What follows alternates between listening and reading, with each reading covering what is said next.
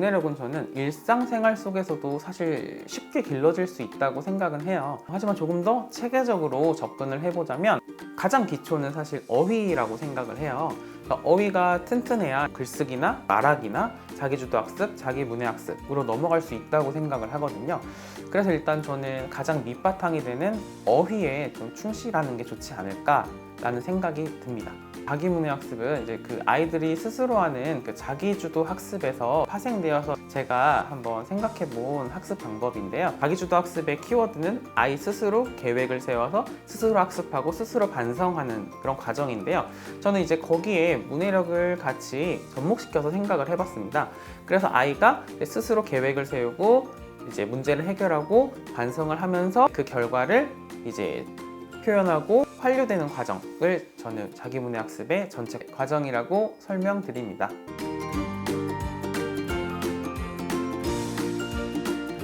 어휘는 사고의 바탕이라고 생각을 해서 인간이 다른 동물들과 다른 원인은 어휘를 사용하기 때문이라고 생각을 합니다. 사고하고 자기 생각을 조금 더 발전시키고 조금 더 고등사고력이라고 해야 될까요?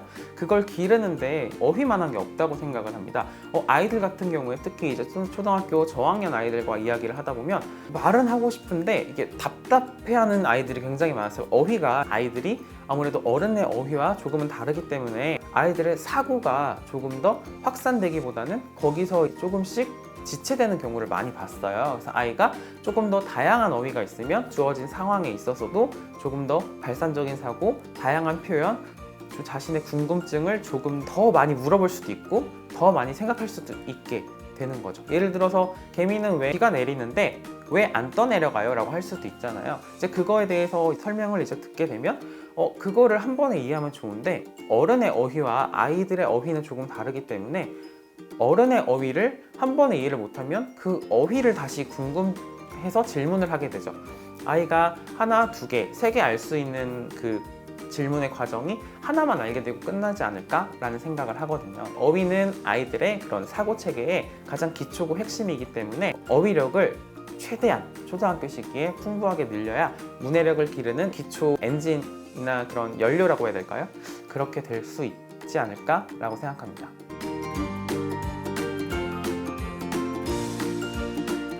어휘력 기르는 방법은 굉장히 많은데요. 우선 일상생활 속에서 어휘력을 접근하는 방법이 저는 굉장히 효율적이라고 생각을 합니다. 한글을 처음 배울 때 한글판 2,000원씩 학습하는 것처럼 아이들이 속담이나 관용어 그리고 한자어 같은 경우도 한글 학습하는 것과 동일하게 이제 학습을 하면 좋을 것 같다라고 생각을 합니다. 관용어 같은 경우는 특히 전래동화나 이런 쪽에서 많이 접근할 수 있어요. 실제로 아이들과 이야기를 해보면 관용어나 속담, 사자성어 쪽이 굉장히 약한 경우를 많이 봤어요. 그래서 이쪽에 있어서 이제 다양한 전래동화 책들을 읽어보면 저절로 속담, 저절로 관용어를 알게 되는 효과가 있지 않을까 생각을 하고요. 그리고 한자어 같은 경우도 집에 있는 물건들에 관련된 부수 아니면 한자, 붙여보기 활동 등을 통해서 조금 친숙해지게끔 만드는 게 저는 도움이 될 것 같아요. 또 아이들이 또 한자를 공부를 하면 한자 쓰는 획순이라든가 모양은 까먹어도 아이들이 음과 뜻은 기억하더라고요. 아이들이 모르는 어휘가 대부분이 한자어거든요. 그 한자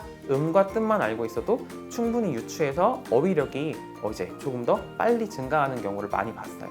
그래서 저는 전래동화 그리고 한자어 공부 이 두 가지가 필수라고 생각을 합니다.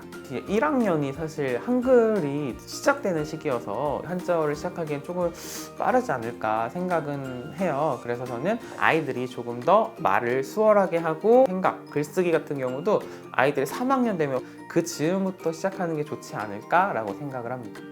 그리고 또 어휘력을 기르는 몇 가지 방법이 있는데요.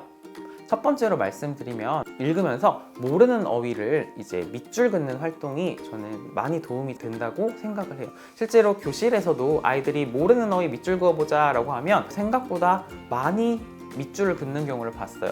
사실 학교에서 이제 아이들이 다 같이 책 읽기 하면 다 읽었구나, 다 이해했구나 하고 넘어가는 경우가 있는데 밑줄 그어보자 하면 한 페이지에 5개, 10개까지도 밑줄 긋는 아이들이 꽤나 많아요. 그래서 모르는 어휘를 연필로 한번 밑줄 긋고요. 그리고 다시 한번 읽으면서 형광펜이나 볼펜으로 색칠을 하는 거죠. 근데 보통 두 번째 읽으면 이제 그 어휘의 앞과 뒤의 문맥을 통해서 이해가 되거든요. 그래도 이해가 되지 않는다. 세 번째 읽고 기억에 남는 그 어휘를 어휘 단어장을 만들어 보게 해요. 그래서 어휘 단어장에 아이가 몰랐던 어휘를 쓰고요. 그리고 그 어휘가 포함된 문장을 그대로 쓰는 겁니다. 그 다음에 국어사전에서 그 어휘의 뜻을 찾아 쓰는 거죠. 근데 대부분 단어와 문장을 쓰다 보면 아이들이 이해를 하게 되거든요. 저는 이게 글을 통해서 스스로 아이가 어휘를 추측, 유추해내게 하는 좋은 방법이라고 생각합니다. 그리고 두 번째로 중요하다고 생각하는 게 숨겨진 의미 찾는 건데요. 예를 들어서 너 지난번에 내 운동화 가져갔잖아. 이 한마디 말에는 너 내 운동화 진짜 가져갔어. 더하기 나는 너가 그러는 게 정말 기분이 상해. 혹은 나는 그러지 않았으면 좋겠어. 이런 등등 여러 가지 마음이 한마디의 그 문장에 포함되는 거죠. 그래서 그런 문장들을 아이들이 뽑아내서 왜 이런 말을 했을까? 이 하나의 문장, 하나의 단어가 아이들의 그런 기억력과 어휘력을 기르는데 굉장히 도움이 됩니다. 특히 이제 아이들이 책을 읽고 기억이 잘 안 나요 하는 아이들이 많아요. 근데 책을 읽고 기억이 잘 안 나요 하는 아이들 같은 경우에 이 숨겨진 의미 찾기가 굉장히 도움이 됩니다. 그리고 마지막으로 이제 가장 중요하다고 생각하는 게 나와 관련 짓기입니다. 아이들이 이제 책에서 본 내용을 가지고 나와 관련 지어서 다양한 독후 활동을 하는 거죠. 내가 만약 주인공이라면, 아니면 내가 주인공에게 해주고 싶은 말은 등등, 이렇게 나와 관련 지은 활동이 아이들이 이제 실제 경험해보지 않은 걸 경험해보게 해서 그걸 표현하는 과정에서 다양한 어휘를 생각해내고 하나의 결과물을 만들어내는데 도움이 된다고 생각합니다.